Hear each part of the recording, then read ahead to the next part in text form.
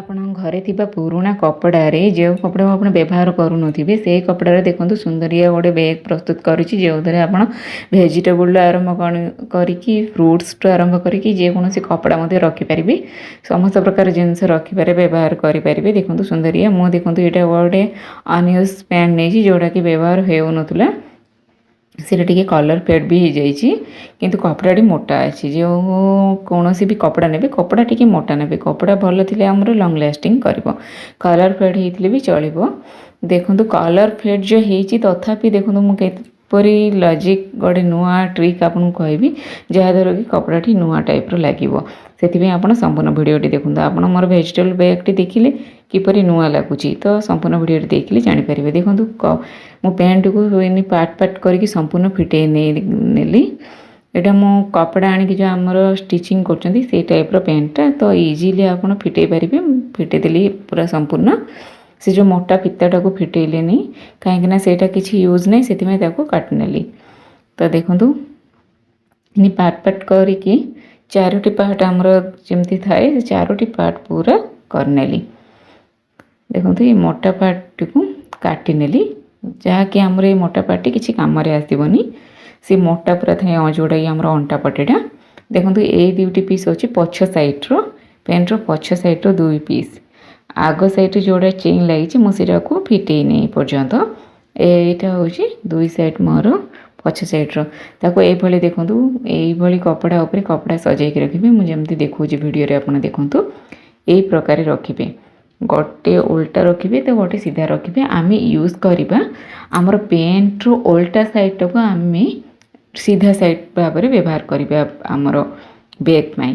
କାହିଁକିନା ଓଲଟା ସାଇଡ଼୍ଟା ଆମର ନୂଆ ହେଇକି ରହିଛି, ଯେଉଁଟାକି ସିଧା ସାଇଡ଼୍ଟା ଆମର ୟୁଜ୍ କରିକି କଲର୍ ଫେଡ୍ ହେଇଯାଇଛି, ଯାହାଦ୍ୱାରା କି ଆମର କପଡ଼ାଟି ବହୁତ ନୂଆ ଟାଇପ୍ର ଦେଖାଯିବ ଆଉ ସୁନ୍ଦର ବି ଦେଖାଯିବ। ଦେଖନ୍ତୁ ମୁଁ ଯେଉଁ ପଛ ସାଇଡ଼୍ଟାକୁ ମୋର ଷ୍ଟିଚିଂ କରିକି ତାକୁ ରଖିଲି।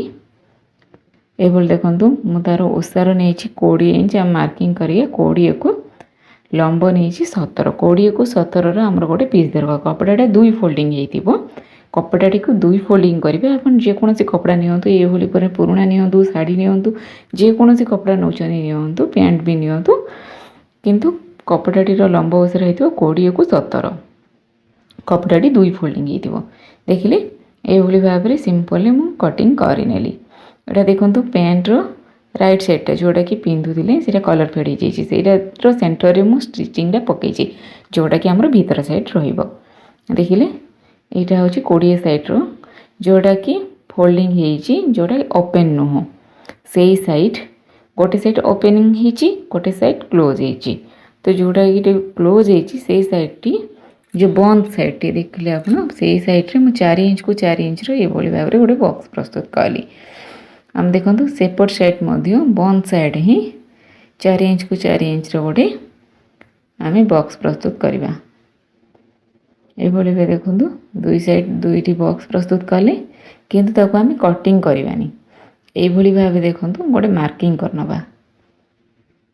2ଟି ଯାହା ଡବଲ୍ ଫୋଲ୍ଡିଂ ହେଇଛି କପଡ଼ା, 2ଟି ଯେଉଁ କପଡ଼ାକୁ ଧରିକି ଆମେ ସେଇଟା ଗୋଟେ ମାର୍କିଂ କରିନେଲେ। ତାପରେ ଦେଖନ୍ତୁ କପଡ଼ାଟିକୁ ମୁଁ ଖୋଲିନେଲି। ଖୋଲିଲା ବେଳେ ଦେଖନ୍ତୁ ଏଇ ଯେଉଁ 4 ଇଞ୍ଚକୁ 4 ଇଞ୍ଚର ଆମେ ମାର୍କିଂଟା କରିଥିଲା ସେଣ୍ଟର ପରେ, ସେପଟ ସାଇଡ଼୍ ମଧ୍ୟ ଆମର ଦେଖନ୍ତୁ ଗୋଟେ ମାର୍କିଂ ଆସିଲା। ଟୋଟାଲ୍ ଆମର ଆସିଲା 8 ଇଞ୍ଚ। ଏଇଭଳି ଭାବରେ ଗୋଟେ ବକ୍ସ ପ୍ରସ୍ତୁତ ହେଇଗଲା। ଆମର 2 ସାଇଡ଼୍ ଏଇଭଳି ବକ୍ସ ପ୍ରସ୍ତୁତ କରିବା। ତାପରେ ଦେଖନ୍ତୁ ଏଇଟା ଯେଉଁ ଆମର ଚେନ୍ ସିଷ୍ଟମ୍ ଅଛି, ସେଇଟାକୁ ମୁଁ ସମ୍ପୂର୍ଣ୍ଣ ଫିଟେଇନି, କାରଣ ସବୁ ଫିଟେଇକି ମୁଁ ସମୟ ନଷ୍ଟ କରିନି। ତ ଆମର କୌଣସି ଯେଉଁ ଆମର ଛୋଟ ଛୋଟ ପିସ୍ କପଡ଼ା ଦରକାର ଏଠି ବାହାରି ଯିବ, ସେଥିପାଇଁ ମୁଁ ତାକୁ ଅଣ୍ଟା ପଟିରୁ ମଧ୍ୟ କଟିଂ କରିନି। ଦେଖିଲେ ତାପରେ ଏଇଟା ମୁଁ ନେଲି 13 ଇଞ୍ଚ ଲମ୍ବ ନେଲି। 13 ଇଞ୍ଚ ଦେଖନ୍ତୁ ଏଇଠୁ ମୁଁ ସେଇଠି 2 ଇଞ୍ଚ କମେଇ ଛାଡ଼ିଲି, ଆପଣ ବୁଝିପାରୁଥିବେ। କାହିଁକିନା ସେଇଟା ଆମର ଯେଉଁ ଫୋଲ୍ଡିଂ କପଡ଼ାଟି ଫୋଲ୍ଡିଂ ହେଇକି ରହିଥିଲା, ସେଇଟା ଗୋଟେ ମାର୍କିଂ ହେଇକି ରହିଯାଇଛି ଚିହ୍ନଟି। ତ ସେଥିପାଇଁ ମୁଁ ସେତିକି କଟିଂ କଲିନି, ସେଇଟାକୁ କପଡ଼ାଟାକୁ ବ୍ୟବହାର କରିବିନି। ଦେଖିଲେ 13 ଇଞ୍ଚ ଲମ୍ବକୁ 8 ଇଞ୍ଚ ଓସାରର ଏଇଭଳି ଦେଖନ୍ତୁ ଗୋଟେ ପିସ୍ ମାର୍କିଂ କରିକି ଆମେ କଟିଂ କରିନେବା। ଏଇଭଳି ଦେଖନ୍ତୁ ମାର୍କିଂ କରିନେବା ପ୍ରଥମେ, ତାପରେ କଟିଂ କରିବା। आपण मैंने जदि मो चैनल को प्रथम थर आछन मो चैनल को सब्सक्राइब निश्चय करंतु ए भली भाबरे सुंदर सुंदर वीडियो मो चैनल रे आपण पाई परिबे। पुराना कपड़ार व्यवहार मध्य बहुत गुड़ी वीडियो मु सेंड करिछि। पुराना ड्रेस हो, पुराना साड़ी हो, पुराना चूड़ीदार को किपरि भाबरे व्यवहार करके सुंदर सुंदर नुआ जिनस प्रस्तुत करिबे तार वीडियो मो चैनल रे अछि। आपण मन देखि परिबे। देखले 13 को 8 रो दुईटी पीस हमर कटिंग हे गला। 13 इंच लंबा 8 इंच ओसार दुईटी पीस हो गला। देखो जो चेन साइड रो गोटे साइड रे आमे दुईटी पीस कटिंग कले आ गोटे साइड अछि जो 4 पीस हमर कपड़ा थिले गोटे पीस देखो चेन साइड रो गोटे पीस कपड़ा रे 13 इंच को 8 इंच रो दुई पीस आमे कटिंग करनेले। तापरे एई जो गोटे पीस रहला ताको आमे 4 फोल्डिंग करिकि एई भली भाबरे देखंतु 3 इंच मार्किंग रे लंबाटा आपण किछि आवश्यक नै जहा भी लंबा रहला से कटिंग करिकि एई भली भाबरे जॉइंट करनबा। पेंट रो जॉइंट करके देखो यही भाव में सिलाई करवा। आप देखी पार्छन वीडियो रे यही भाव में डबल फोल्डिंग करके आमे सिलाई करके आमे प्रस्तुत करवा फीता जार लंब देखिले 88 इंच रहिबो। ओसारटे देखिले तो 3 इंच नेले ताको यही भाव फोल्डिंग करके स्टिचिंग करेंगे। जार लंबटा ने आप 88 इंच से पर्यंत आप जॉइंट करके सिलाई करेंगे। जहाँकि पेंटा तो एत लंब रही नथिबो आमे दुईटी पीस जॉइंट करके सिलाई करबा को पड़िबो। देखिले एभली भाव में हमर फीताटी प्रस्तुत हो गला। तापर आमे फीता सिलाई करबा। देखंतु जे ये हम कपड़ाटी प्रस्तुत करिसंती जो 20 इंच ओसार पई जो आमे कपड़ाटी जो आमे जॉइंट करचंती तार ऊपर आमे एभली भाव में गोटे सिलाई करनबा। देखिले जहाँद्वारा कि कपड़ाटी जो बाहर के ऊपर को उठिकी रहा बेले रोला आउे रही। देखिले तापर 20 इंच साइड आम ये भाव में कपड़ाटी को फोल्डिंग करके सिलाई करनबा। दुई साइड जो आम खोलार 20 इंच दुई साइड आम ये भाव में कपड़ाटी को फोल्डिंग करके सिलाई करनबा। देखो मुझे मेसीन रो माने स्लो कली मेसीन जो सिलाई करूँ कहीं से जो आमर जॉइंटा आदि आप स्पीड रे सिलाई करेंगे ताले चुंची भांगार संभावना अच्छी। देखिए 20 इंच दुई साइड आम सिलाई करने फोल्डिंग करके ठीक से ही भली जो आम कपड़ाटी 13 को 8 रो पीसटी नहीं 8 इंच साइड गोटे साइड 8 इंच रो दुई साइड आम सिलाई करवानी ओनली गोटे साइड आम ये भाव में देखूँ गोटे साइड ही आम फोल्डिंग करके सिलाई करने। तापर देखूँ यहाँ जो आमर 20 को आमर 20 इंच साइड रो एटा 20 इंच साइड ही कपड़ाटा सेप को ये भाव में 4 फोल्डिंग फोल्डिंग करने देखो 2.5 रे मार्किंग करने 20 इंच साइड 20 इंच साइड जो आम कपड़ाटी को फोल्डिंग कले से तापर आम ये भाव में करने। तापर देखो से जो फोल्डिंग टू आम 4 इंच रे मार्किंग करने मार्किंग करके यही भाव में फीताटी को स्टार्ट करवा स्टिचिंग करिवार 4 इंच छाड़ी 4 इंच मार्किंग करने तापरठू आम सीधा पूरा आमर जेते लंब अच्छी कपड़ाटी संपूर्ण लंब कपड़ाटी रे जो कपड़ाटी आमर 17 इंच डबल फोल्डिंग रे नहीं जार लंबटा आमर आसो 34 इंच संपूर्ण लंबारे से पर्यंत सिलाई करवा। तापर से देखिले 10 इंच रो मार्किंग कली 10 इंच पर्यंत खाली फीताटी को सिलाई कली जोटा कि आमर हैंडल धरवाई तापर पुणी आउ थे जो मार्किंग करी 2.5 रे आप देखिपुं से सेंटरटा आमर रहा 5 आमर टोटाल दुईटी फीता मध्य रहा मार्किंगटा 5 इंच। तापर ठीक से भली संपूर्ण पुणी ताकू संपूर्ण आम सिलाई कली 34 इंच पर्यंत तापर 10 इंच रो पुणी मार्किंग करके कपड़ाटी को यही भाव कर आ गोटे सेट करके जो स्टार्ट करथली से पुणी आम एंड करनबा।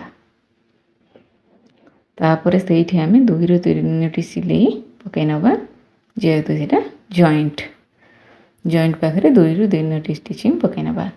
देखले यही भाव में आमर फीताटी प्रस्तुत हो गला। जो स्टिचिंग कर देखुं पूरा कपड़ाटी को आमर कवरिंग करके फीताटी हो गला जहाँद्वारा कि आप बहुत जिते ओजनिया जिनस बही ने आमर फीताटी छिड़बार जमारू भी छिड़बार ना देखिपुं हो गला। तापर ये बेले अल्टेक आमर पुणी कपड़ाटी को पकई नवा देखिले अल्टाई ये पकईले जो आम अल्टारे मार्किंग करी 4 इंच देखिले ये बॉक्स गोटे प्रस्तुत करते 8 इंच से आमर जी 8 को 13 इंच कपड़ाटी गोटे नहीं वन साइड आम 8 इंच जगार ये भाव में सिलाई करवा देखिए आपन को मालपिन द्वारा अटैच करके देखा कि सिलाई करेंगे देखिए ये भाव में ठीक 8 इंच मार्किंग आम करते 4 इंच तो जोड़े खोलिले आमर 8 इंच आसूला आपन को देखी ठीक से करेंगे टोटाल आउ 2 साइड आमर 13 इंच लेके रही आमर जो ये कपड़ाटी आमर 8 इंच को 13 इंच अच्छी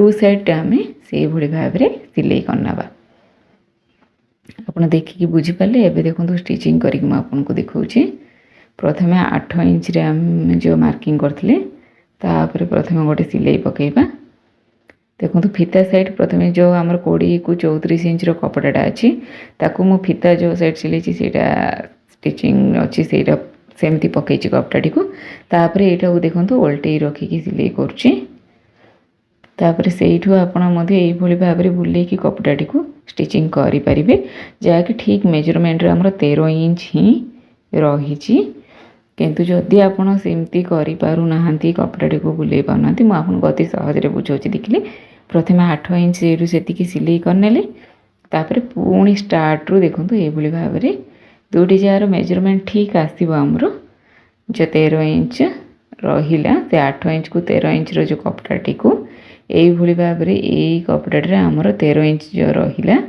से आम सिलाई करनवा